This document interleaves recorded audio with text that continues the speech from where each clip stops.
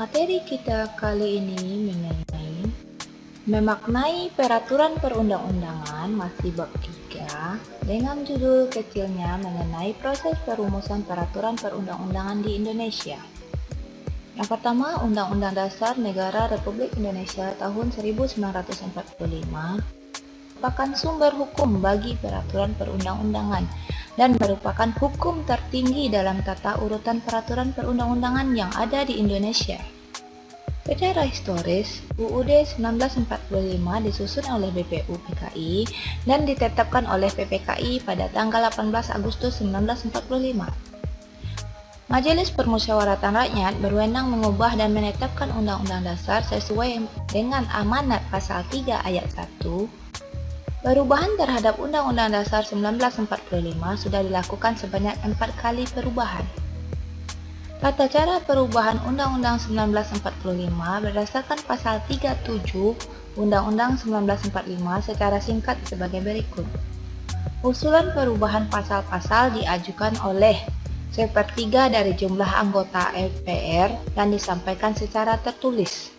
Sidang MPR untuk mengubah pasal-pasal dihadiri sekurang-kurangnya 2/3 anggota MPR.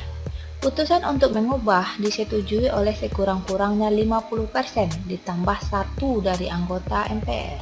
Khusus mengenai bentuk Negara Kesatuan Republik Indonesia tidak dapat dilakukan perubahan. Kesepakatan khusus atau dasar dalam perubahan Undang-Undang 1945 yaitu 1. Tidak mengubah pembukaan Undang-Undang 1945. Yang kedua, tetap mempertahankan Negara Kesatuan Republik Indonesia. Yang ketiga, mempertegas sistem pemerintahan presidensil. Yang keempat, penjelasan UUD 1945 yang memuat hal-hal bersifat normatif atau hukum akan dimasukkan ke dalam pasal-pasal.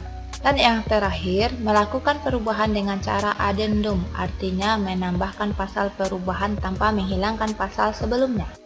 Yang kedua, ketetapan MPR adalah putusan majelis yang memiliki kekuatan hukum mengikat ke dalam dan keluar majelis. Mengikat ke dalam berarti mengikat kepada seluruh anggota majelis, sedangkan mengikat keluar berarti setiap warga negara, lembaga masyarakat, dan lembaga negara terikat oleh ketetapan MPR.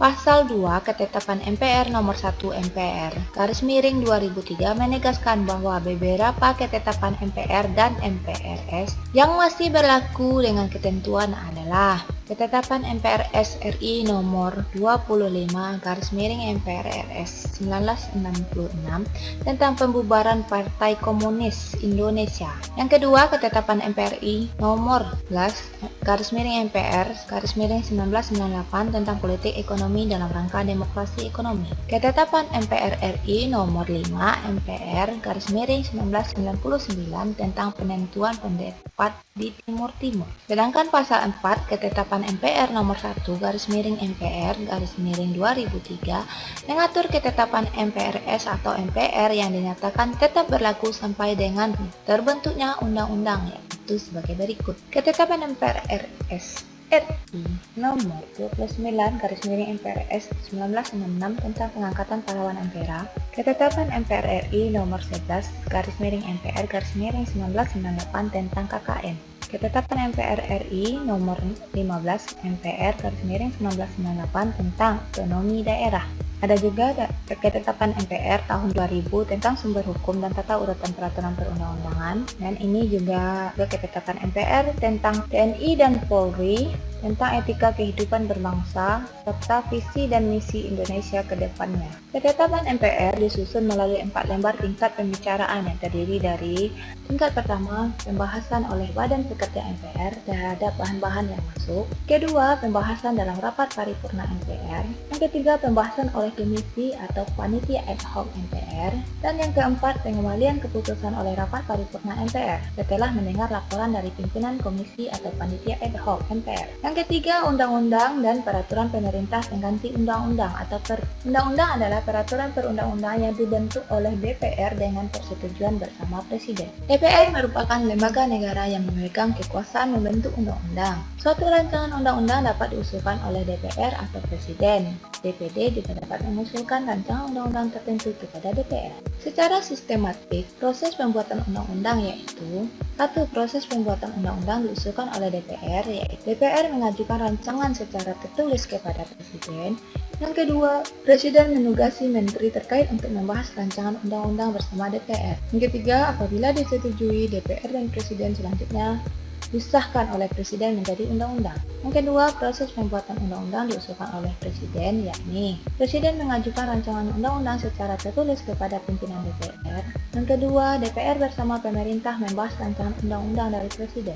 Yang ketiga, apabila rancangan undang-undang disetujui, DPR dan Presiden disahkan oleh Presiden menjadi undang-undang. Yang ketiga, proses pembuatan undang-undang apabila rancangan diusulkan oleh DPD. Pertama, DPD mengajukan usul rancangan undang-undang kepada DPR secara tertulis. DPR membahas rancangan undang-undang yang diusulkan oleh DPD melalui alat kelengkapan DPR. DPR mengajukan rancangan undang-undang secara tertulis kepada Presiden. Presiden menugasi menteri terkait. Apabila disetujui, akan disahkan oleh Presiden menjadi undang-undang. Peraturan pemerintah pengganti undang-undang atau Perpu adalah peraturan yang ditetapkan oleh Presiden dalam hal ikhwah kepentingan yang memaksa serta keadaan genting. Dengan kata lain, diterbitkannya Perpu jika keadaan dipandang darurat dan perlu payung hukum untuk melaksanakan suatu kebijakan pemerintah. Undang-undang dan Perpu memiliki kedudukan yang sederajat. Diatur dalam Undang-Undang 1945 Pasal 22 Ayat 1, 2, dan 3 yang memuat ketentuan sebagai berikut. Presiden berhak mengeluarkan Perpu dalam hal ikhwah kepentingan yang memaksa. Perpu harus mendapat persetujuan DPR dalam masa persidangan berikutnya. Apabila Perpu tidak mendapatkan persetujuan DPR, maka Perpu harus dicabut. Apabila Perpu mendapat persetujuan DPR, Perpu ditetapkan menjadi undang-undang. Bentuk Perpu yang dijadikan undang-undang antara lain Perpu Nomor 1 Tahun 1999 tentang HAM. Perpu tersebut kemudian ditetapkan menjadi Undang-Undang Nomor 26 Tahun 2000 tentang Pengadilan HAM.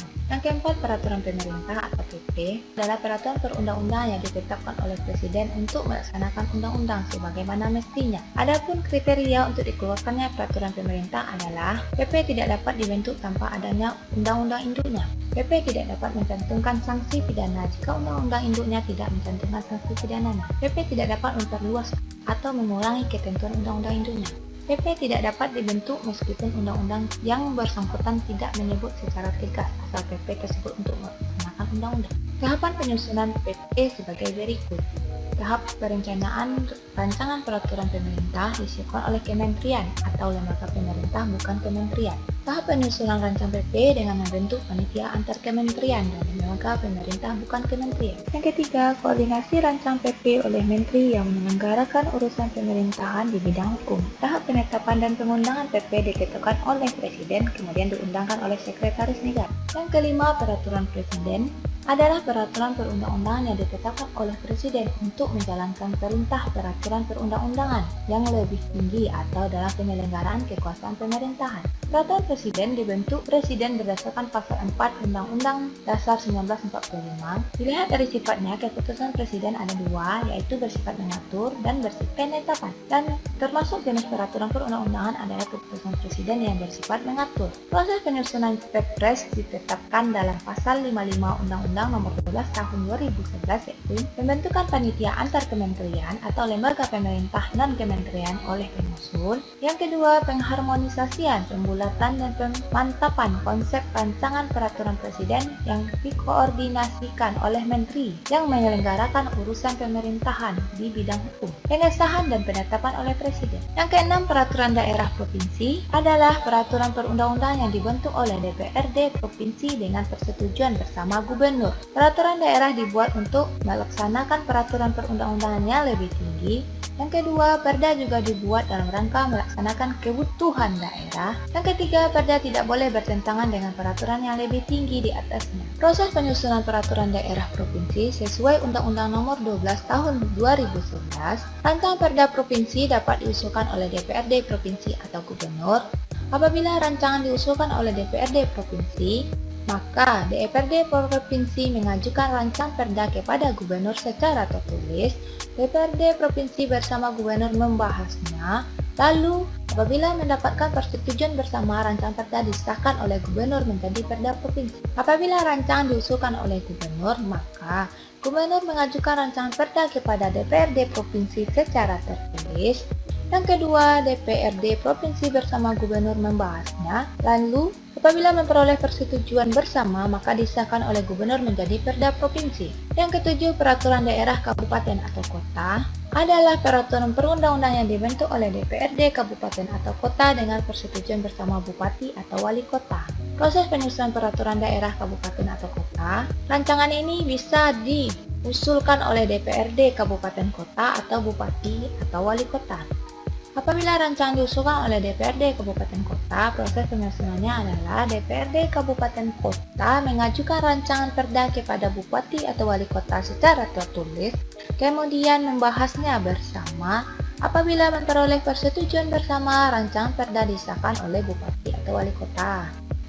Apabila rancangan diusulkan oleh Bupati atau Wali Kota, proses penyusunannya adalah Bupati atau Wali Kota mengajukan rancangan perda kepada DPRD Kabupaten Kota secara tertulis, lalu bersama-sama membahas rancangan perda tersebut.